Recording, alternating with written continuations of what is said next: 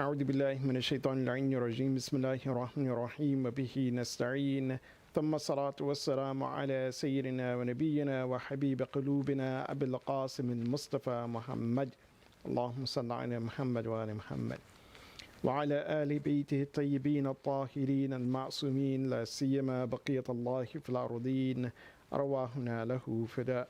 أما بعد فقد قال الله سبحانه وتعالى في كتابه الكريم بسم الله الرحمن الرحيم إن الذين يبايعونك إنما يبايعون الله يد الله فوق أيديهم فمن نكث فإنما ينكث على نفسه ومن أوفى بما عاهد عليه الله سيؤتيه أجرا عظيما. صدق الله العلي العظيم. Assalamu alaikum wa rahmatullahi wa barakatuh. First and foremost, I give my condolences to all of you on the occasion which we have come to commemorate, and that is the shahadat of Muslim ibn Aqeel, the ambassador of Imam Hussein alayhi salatu salam to the people of Kufa when they had wrote letters promising that they will stand with Imam Hussein. So today is the shahadat of Muslim ibn Aqeel. Likewise, it is the day of Arafah, which is also a very special day, a day of dua. And just as we see that Amir al-Mu'mineen Ali ibn Abi Talib alayhi wasalam, that his shahada was also on a very special day, a day of dua or a night of dua. Imam Ali, he was martyred, or his life returned back to Allah subhanahu wa ta'ala on one of the possible nights of Laylatul Qadr. So likewise, Muslim ibn Aqeel on the day of Arafah, he was martyred. So it is a combination of a sad event, if we look at the martyrdom of Muslim ibn Aqeel, but also a very glorious and auspicious event if we turn our attention to the day of Arafah, the day of dua, a day of supplication, a day in which Allah subhanahu wa ta'ala, He accepts the supplications of the believers. And I pray that Allah subhanahu wa ta'ala, He accepts all of our dua on this blessed day. Muslim ibn Aqeel, in the minds of most of the believers, they only recognize his life or understand his life around the event of Karbala and as the ambassador of Imam Hussein alayhi salatu wasalam. However, Muslim ibn Aqeel, he led a very fruitful life. Muslim ibn Aqeel, he was one of the children of Aqeel, the brother of Amir al-Mu'mineen Ali ibn Abi Talib. In fact, when we look at the history, Aqeel, he had several children. He had many children, and also his financial state was not that good. So some of his children he would give to his siblings in order to raise those children. Muslim ibn Aqeel, he was actually placed in the trust of Amir al-Mu'mineen Ali ibn Abi Talib alayhi salatu wasalam. And so he was raised in the household of Amir al-Mu'mineen. He was raised along with Imam Hassan, Imam Hussein. In fact, the birthday of Muslim ibn Aqeel is the same as the birthday of Imam Hassan al-Mushtaba alayhi salatu wasalam. And understanding this, it gives us an insight to the letter that Imam Hussein alayhi salatu wasalam, he wrote to the people of Kufa in order to determine what is their commitment to Imam Hussein. In that letter, the Imam, he wrote, وَإِنِّي بَاعِثٌ إِلَيْكُمْ بِأَخِي وَابْنَ عَمِّي وَثِقَتِي مِنْ أَهْلِي. So he says, I am sending to you my brother. So Aqeel, and he uses this term, his brother, because again, as we mentioned, Muslim ibn Aqeel, he was raised in the household with Imam Hassan al-Mushtaba, with Imam Hussein, وَابْنَ عَمِّي. And of course, Muslim ibn Aqeel, being the son of Aqeel, is the cousin of Imam Hussein. وَثِقَتِي min ahli, someone who is a thiqah, someone who is reliable. And this is one of the traits and characteristics which I want to speak about of Muslim ibn Aqeel, and it is his loyalty to Imam Hussein alayhi wasallam. So he says that Muslim ibn Aqeel is thiqati.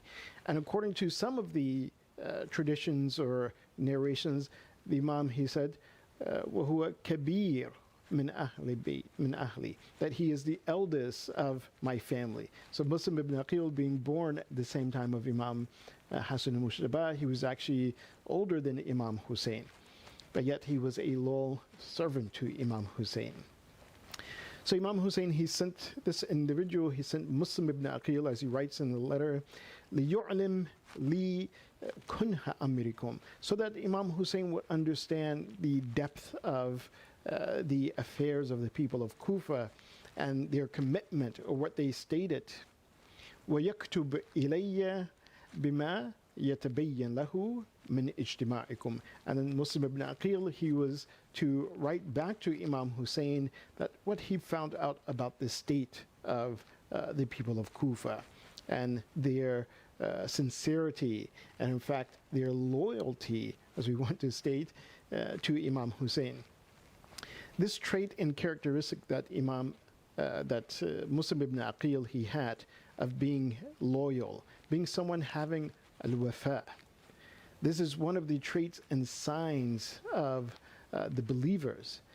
In fact, Imam Ali ibn Abi Talib alayhi salatu wasalam, he had stated, and of course this may be something that Muslim ibn Aqeel he heard growing up, especially that he was raised in the household of Amir al-Mu'mineen, where the Imam he stated, Asluddin ada'ul amana wal wafa'u bil uhud, that the foundation or the origin of the deen, this way of life, of faith, is to return back the amana. That if you are entrusted with something, that you return that thing which you were entrusted with, and being loyal, having wafa bil uhud.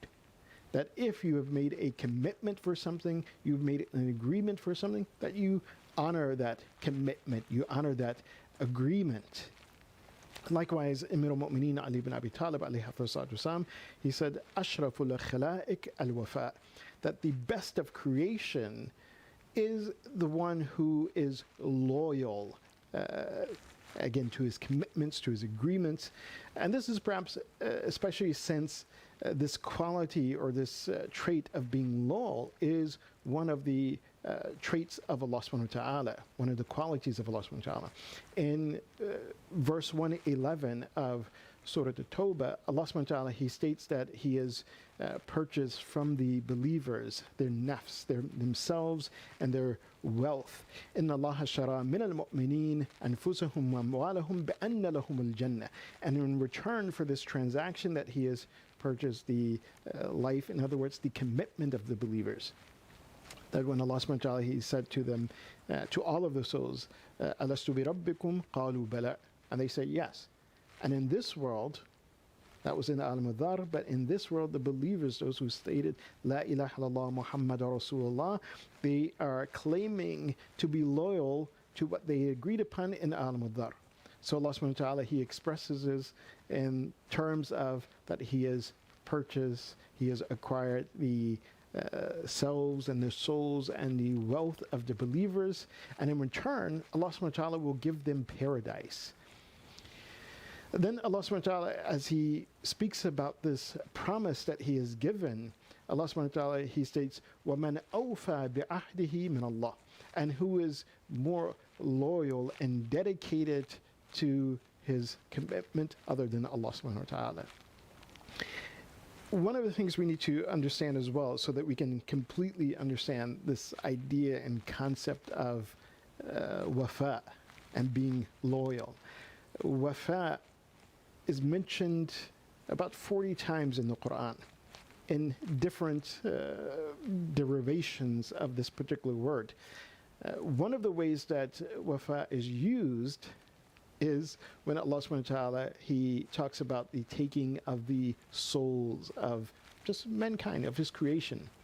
Yatawaffa to take these oaths. And why is this? And this is because the actual meaning of wafa is to bring a completion to something, to do itmam or ikmal, to complete something. So if one makes a commitment, makes an oath, or makes an agreement, to bring that commitment, that oath, and agreement to completion, itmam wa ikmal, in the best of manners, this is what wafa is. This is what, again, this idea that we talk about loyalty, and of course, being a trait and the characteristics of Allah subhanahu wa ta'ala, and how it applies to the creation of Allah subhanahu wa ta'ala. It only applies in the best of sense. That this is what, at least within our religious sense, is called loyalty, to abide by one's commitment, to, again, fulfill one's agreement. And as Imam Ali alayhi wasallam, he has stated, likewise in the Pearls of Wisdom, and also this statement can be found in Nahj al-Balagha, the 41st sermon of Nahj al-Balagha, where Imam Ali, he says, Inna al-wafa taw'amu sidq. He says that if you want to truly understand what is wafa, what is loyalty, what is this bringing one's agreement and commitment to fruition, he says that al-wafa taw'amu sidq. It is the twin of truthfulness. وَمَا أَعْرَفُ, as Imam says, وَمَا أَعْرَفُ جُنَّةً أَوْقَى مِنْهُ. He says he does not know a guide or a parameters that is more stronger than this idea and this concept of wafa, of loyalty. And this is something that Muslim ibn Aqeel, he displayed in his life. He displayed it in his life during the time of Amir al-Mu'mineen, Ali ibn Abi Talib, again standing alongside the Imam, although it's not mentioned in many of the majalis that you hear, but yes, Imam Ali alayhi wasallam, he would appoint and he would make use of Muslim ibn Aqeel to fulfill certain responsibilities. He would give him certain duties, which Muslim ibn Aqeel, he fulfilled. Muslim ibn Aqeel, again, alongside of Imam Hassan al-Mujtaba, staying committed to the Ahlul Bayt, his love and his loyalty for them, and of course, without doubt, as he was loyal and committed to Imam Hussein alayhi salatu wasalam. He had that trait which all of us should aspire to have. And when we look at this trait and quality of loyalty, as some of the scholars, they have divided into about three types. So there's one type of loyalty, or the first type of loyalty is general, and in that type of loyalty, the person who is loyal or committed to whatever they're doing, as we should be committed to our iman. As if we make that shahada and we say La ilaha illallah Muhammadur Rasulullah, then we should be committed to all of those things which Allah subhanahu wa ta'ala has required us to do. We should be loyal and committed to abstain from all of those things which Allah subhanahu wa ta'ala has forbidden us to do. And so that general loyalty, it falls within that parameter that the person who is being loyal, on one hand, has expectations of that promise that Allah subhanahu wa ta'ala has given. And at the same time, fear of the consequences of not abiding by that commitment of iman. And as Allah subhanahu wa ta'ala, as we mentioned in verse 111 of Surah At-Tawbah, where he says that he has bought the life, the self, the nafs, and the amwal, the wealth of the believers, بَأَنَّ لَهُمُ الْجَنَّةِ, that he's promising paradise in return. So there's an expectation from that individual who is generally loyal to that commitment, to that oath, to that promise of being mu'min and Muslim. So there's a commitment, there's an expectation there. The second type or level or degree of loyalty is one who has loyalty without any expectations of a promise being fulfilled, and without any fear of losing that expectation or anything. So that individual who has that wafa al-khas, that specific type of loyalty, is simply fulfilling his or her duty, his or her responsibility, what they had what they had agreed upon. And so we see all this, we see this as well in the events of Karbala, how the people of Kufa, initially they committed to Imam Hussein alayhi salatu wasalam, but then they turned their backs on Imam Hussein.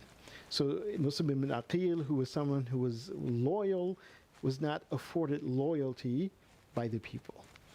Likewise, their loyalty, it shifted when Ubaydullah ibn Ziyad, he came into Kufa, and they turned their loyalties towards him, but it was all in return for something that they expected to gain from what Ubaydullah ibn Ziyad, he had promised them.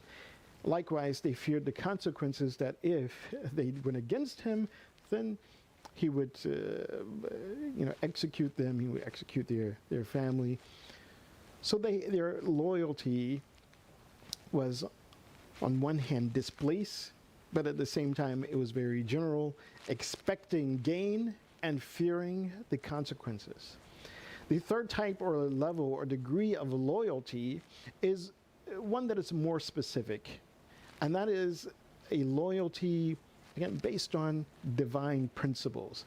Loyalty whereby one understands that this quality of wafa is a trait of Allah subhanahu wa ta'ala, whereby one understands that by being loyal, that they are pleasing Allah subhanahu wa ta'ala, and they're abiding by that command of Allah subhanahu wa ta'ala, or being loyal to that person who loves Allah subhanahu wa ta'ala. And this is what we find in the characteristic and the trait of Muslim ibn Aqeel. And this is that trait of loyalty where Allah subhanahu wa ta'ala, he talks about in the Quran, in Surah Al Imran, verse 76, when he states about, he says, Bala man awfa bi'ahdihi wattaqa fa inna Allah yuhibbul muttaqeen. Allah subhanahu wa ta'ala, he describes that individual who is loyal to his commitment as being one who is God conscious.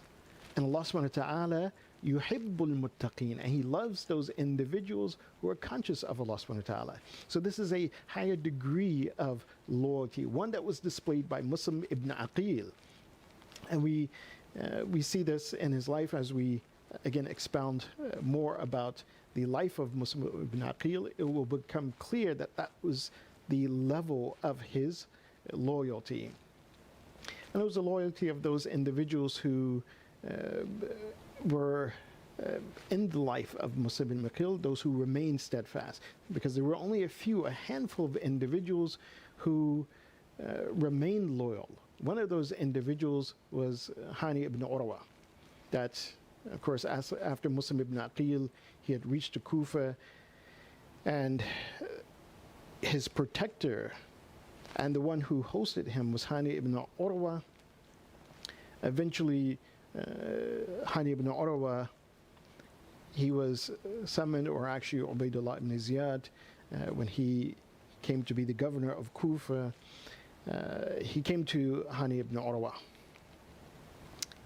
knowing that Hani ibn Urwa was hosting Muslim ibn Aqeel, or hiding him, or helping him. So he came to the house of Hani, and in the house of Hani ibn Urwa, Muslim ibn Aqeel was hiding. Hani had told him to hide. And so as he engaged with Ubaydullah ibn Ziyad, and he asks Hani that, where's Muslim ibn Aqeel? Where is he at? Where's his whereabouts? Hani refused to tell Ubaydullah ibn Ziyad that Muslim ibn Aqeel was in his house, or that he had been, helping him. They said that as Muslim ibn Aqeel, he was hiding, through a poem, through code, Hani ibn Urwa told Muslim ibn Aqeel, he says, well, this is the state that we are in now. Hani had realized that unfortunately he would no longer be able to protect Musab ibn Aqeel because he himself had fallen into danger. He himself had sacrificed himself out of loyalty to Imam Hussein and to Musab ibn Aqeel.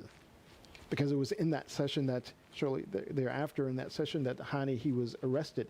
But what did Hani ibn Urwa say to indicate this loyalty and love for Musab ibn Aqeel and his sadness of not being able to continue to support and to protect Musab ibn Aqeel? So as Musab ibn Aqeel was hiding, Hani, he recited these words. He says, "Ma tanzuruna bisalma inda furusatiha, faqad wafa ودها واستوثق صرم." So Hani, he says that ما تنظرون بسلمى عند فرصتها, you're not looking upon the pastures, the green pastures in its time or during that springtime. That surely it has fulfilled its love and its affection, meaning its loyalty. So wafa wuddaha, fulfilled its love and affection, and thus bears the burden of separation. So Hani knew that this was the last moment in which he would be able to protect Musab ibn Aqeel. According to the historical accounts, Hani, he was struck in the head and he was arrested, taken away. And Musab ibn Aqeel, later he made his way out of the house of Hani, again wandering the streets, looking and wondering if the people who had called him there, who had called Imam Hussein, that they would be committed, they would be loyal to their promise, to what they had committed to. Because it is a very serious thing, this aspect of loyalty. Imam Muhammad Baqir alayhi salatu wasalam, in discussing this aspect of loyalty, he states that there are three things that a person does not have any excuse for, meaning any excuse for not doing or not acting upon these things. The first thing that the Imam, he states, he says, Ada'ul amana ila al-birri wal fajr. Again, to understand the position of the believers with regards to loyalty and with regards to an amanat, a trust that one has been given. So Imam Baqir, he says that the thing which before Allah subhanahu wa ta'ala no one would have an excuse, and that is to return back an amana to someone who is bir, someone who is righteous, or someone who is fajr, someone who is irreligious, someone who is not righteous. So the believer, the mu'min, that if he's given an amanat, doesn't make a difference who that person is. Bir wal fajr. That amanat has to be safeguarded with the believer, with the mu'min, and it has to be returned in the same manner. Al-wafa, the second thing, that no one has an excuse before Allah subhanahu wa ta'ala, as Imam Baqir states, he says, Al-wafa'u bil-ahdi lil-birri wal-fajr.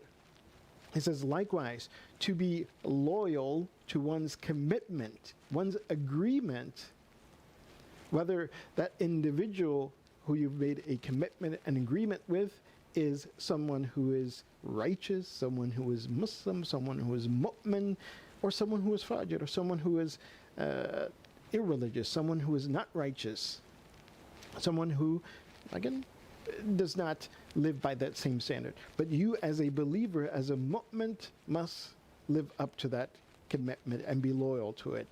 The third thing which the Imam, he states that no one has an excuse before Allah subhanahu wa ta'ala. He says, وَالْبِرُّ الْوَالِدَيْنِ بِرَّيْنِ كَانَ أَوْ فَاجِرِينَ. To be good to one's parents, whether those parents are, again, righteous or whether they are corrupt. This doesn't mean that the parents don't have a responsibility with regards to their children. No, absolutely they do. And if they are among those individuals who are loyal, they are among those individuals who are righteous, those who are God conscious, then they too will fulfill their duty and their responsibility to their children.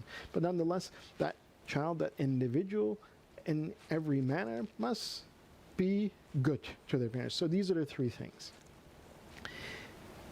Another narration or event that must be thought about or at least reflected upon in order to understand the weight of this concept of loyalty, of being someone who is wafa. We see that this is in one of the documents, the letters that Imam Amir al-Mu'mineen Ali ibn Abi Talib alayhi salatu wasalam, he wrote to Malik al-Ashtar when he sent Malik al-Ashtar to Egypt to govern Egypt. And this is very telling of, again, the stance of the believers, the position of Amir al-Mu'mineen, that teaching that Muslim ibn Aqeel, he himself, he witnessed, he was a part of, that in that letter to Malik al-Ashtar, Imam Ali alayhi salatu, he advises Malik al-Ashtar. He says, "In aqadta baynaka wa bayna aduwik uqdatan." He says, "Aw albastahu minka dhimmatan fahut ahdaka bil wafa."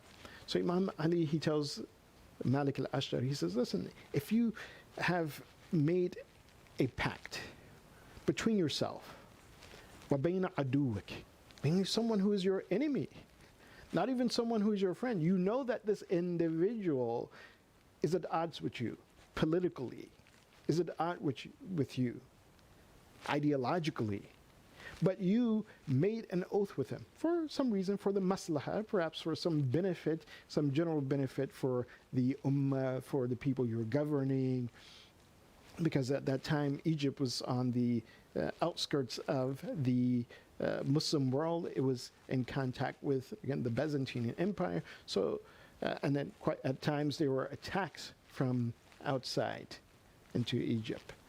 So Imam Ali, he tells me, he says, look, those individuals who are your enemies, you've made some sort of agreement, some deal with them. He says, be loyal to that deal. He says, فَحُتْ أَحْدَكَ بِالْوَفَاءِ. He says, whatever you have committed to, he says, then protect that commitment. Remain firm on that commitment. Be loyal to that commitment. وَرَعَى ذِمَّتَكَ. He says, and whatever you're being required to do, or that individual has required you to do based on this pact, he says, وَرَعَى ذِمَّتَكَ بِالْأَمَانَةِ. And be a person who's ameen. Be someone who is trustworthy. He says, وَجَعَلْ نَفْسَكَ جُنَّةً دُونَ مَا أَعْطَيْتَ. He says, and make yourself firmly committed. Make yourself a protector of that commitment, of that agreement that you have made. دون ما أعطيت فإنه ليس من فرائض الله سبحانه شيء الناس عليه أشد اجتماعا مع تفرق أهوائهم وتشتت آرائهم من تعظيم الوفاء بالعهود. Then Imam Ali, he says something that is very true, and it is even true till today. It's very important. Imam Ali, he states that, and he emphasizes, why is he making such an emphasis on this idea and concept of loyalty? He says, you will not find among the obligations that Allah subhanahu wa ta'ala has placed upon mankind a thing that is more, you could say, dear, or a thing which people look towards with an eye of scrutiny within a society, no matter what their different opinions are, no matter what their ideas are, their ideologies are. He says, you will find nothing that is more under scrutiny than loyalty and commitment to one's agreement. Then Imam Ali, he says, وَقَدْ لَزِمَ ذَلِكَ الْمُشْرِكُونَ فِيمَا بَيْنَهُمْ دُونَ الْمُسْلِمِينَ. He says, this is why you will see that even the polytheists in the time before the Prophet, the polytheists, he says, they were also committed to their agreements, even before the Muslims, even before the Prophet, he brought Islam. There were months in which were considered sacred months, and wars would not be fought in those months. And when the wars would not be fought in those months, sacred months, he says that even the mushrikeen, they honored those months. They honored that commitment, that agreement among themselves, not to fight in those months. This is before even Islam had come to the people. But unfortunately, we see that in the time of Imam Hussein, that commitment was broken. So Imam Ali alayhi salatu wasalam, he is saying that when a person breaks a deal, when a people, they break a deal, he says it's a big thing, it's a grave thing. Because it brings about and it sows distrust within a society, it sows distrust amongst people. So to break a deal, to ignore a deal, to not be truthful and trustworthy, and not to honor with what a person, or what you have agreed upon, he says this is a grave deal. And as the Prophet of Allah sallallahu alaihi wasallam, he has stated or is ascribed to him, he says, إِذَا نَقَضُوا الْعَهْدَ سَلَّطَ اللَّهُ عَلَيْهِمْ عَدُوَّهُم. He says that if a person or if a group of people, if they break their deals, they break their commitments, they dishonor their commitments, then Allah subhanahu wa ta'ala, he will cause their enemy to have power over them. And we see this in the case of the people of Kufa, that when they gave their commitment to Muslim ibn Aqeel, and then they turned their backs upon him, that when he was praying the Maghrib prayers, as is accounted on the 7th of the Hajj, by the time he finished the prayer and he looked behind him, there were thousands of people behind him praying. But when he finished, then there was not even one person with him. They abandoned Muslim ibn Aqeel to the point that he had to roam around in the streets of Kufa, not knowing where to go, not having a home there, not having a person that will protect him, not having a person who would honor their agreement to stand with Imam Hussein, to stand with Muslim ibn Aqeel to protect him. He said until he came to the door of an elderly woman by the name of To'a. And as he sat there, she came and she saw that there was a man. She didn't know who Muslim ibn Aqeel was at that point. She asked him, he says, can you leave from here? It is not safe to sit upon my doorstep, nor is it appropriate that a strange man, he would come and he would sit upon my doorstep. So Muslim ibn Aqeel asked her for water. She gave water to Muslim ibn Aqeel. Then she asked Muslim ibn Aqeel to leave. When she saw that he didn't leave, she told him, she says, go to your home. He says, I have no home here. I am a stranger in this town. When she asked who he was, he says, Ana Muslim ibn Aqeel. At that point, she realized that this was the ambassador of Imam Hussein alayhi wasalam. She invited him in, gave him shelter in the guest quarters for the night.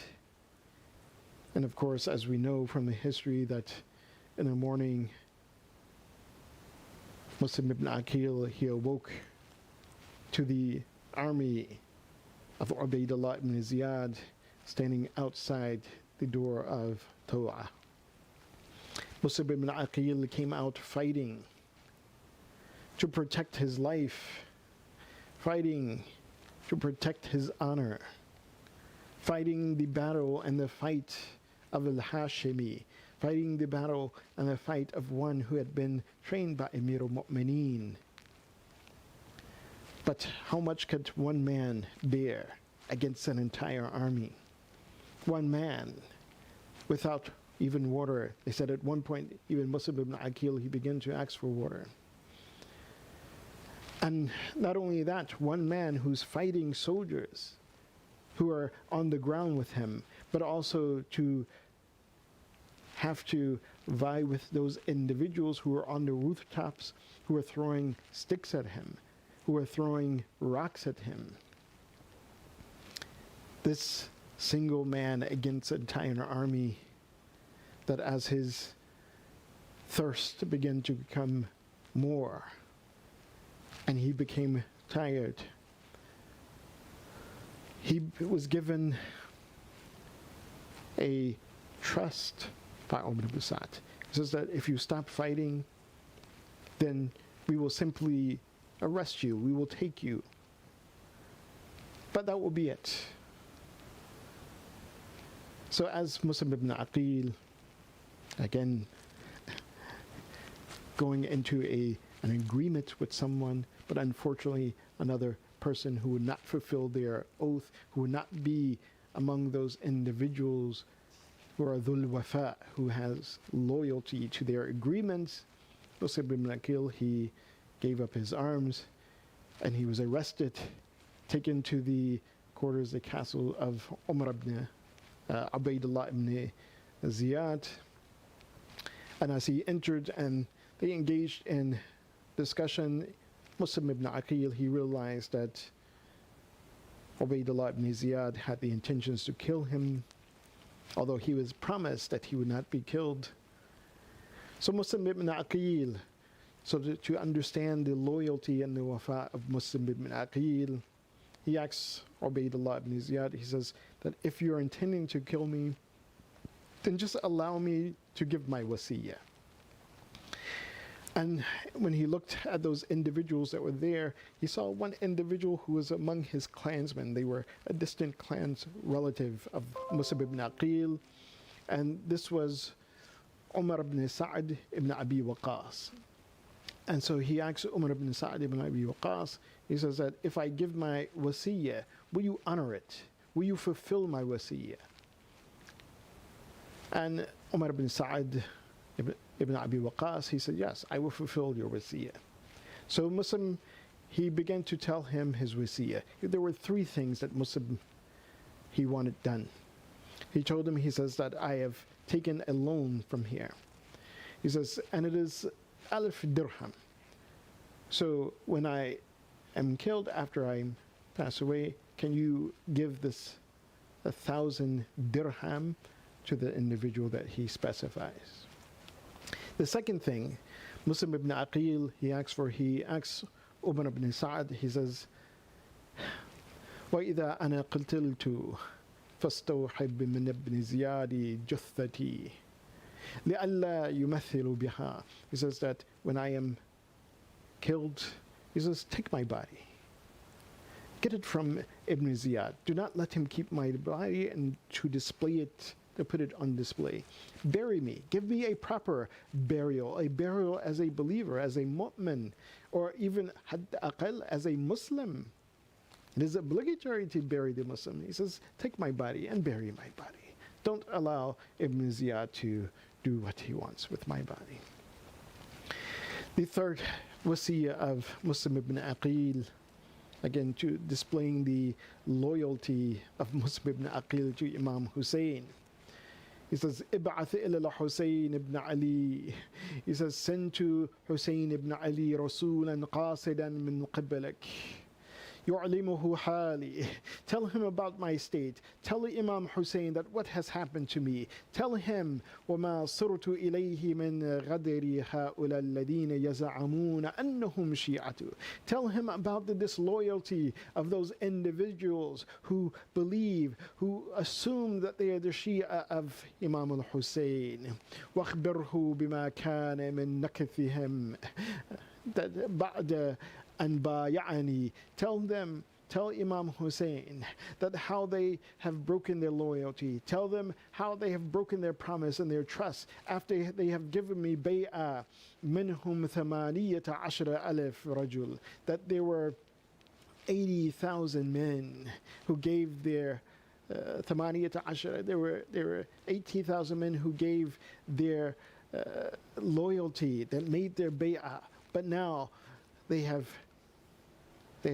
become disloyal. Tell Imam Hussein, fansarif ila haram Allah, that go to the haram of Allah, go to the Kaaba, go to the place where every creation should be safe. But as we know from the history that even Imam Hussein was not safe. He was not safe even in the haram of Allah. He was not safe at the Kaaba of Allah. He is not safe in that place where it is not where it is forbidding to kill anything within that haram of Allah subhanahu wa ta'ala. Even Imam Hussein was not safe there.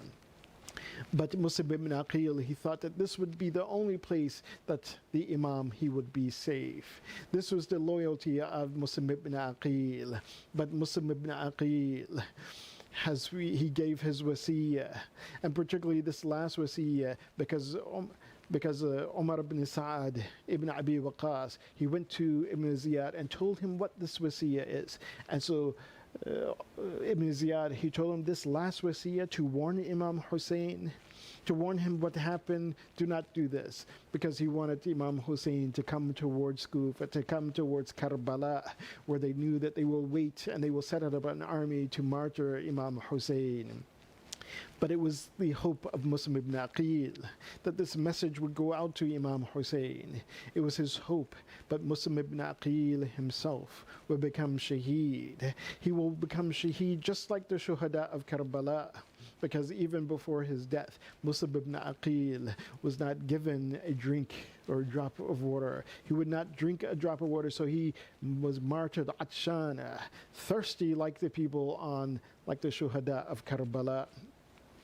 In the words of one poet, he says that if you want to look at the state of Muslim ibn Aqeel, that what happened, he says, فإن كنت لا تدرين ما الموت فانظري على هانئ في السوق وابن عقيل. He says that if you don't know that what is death, what is this martyrdom that the shuhada had tasted during this moment under the khilafah, under the dhulm and tyranny of Yazid, if you don't know what death was at that time, simply look at Hani in the souk, in the market, and Ibn Aqeel and Muslim ibn Aqeel, that how their bodies were displayed in the market, how their bodies were displayed, that if you want to understand what is martyrdom at that time, انظري إلى هانئ في السوق وابن عقيل إلى بطن قد حشم السيف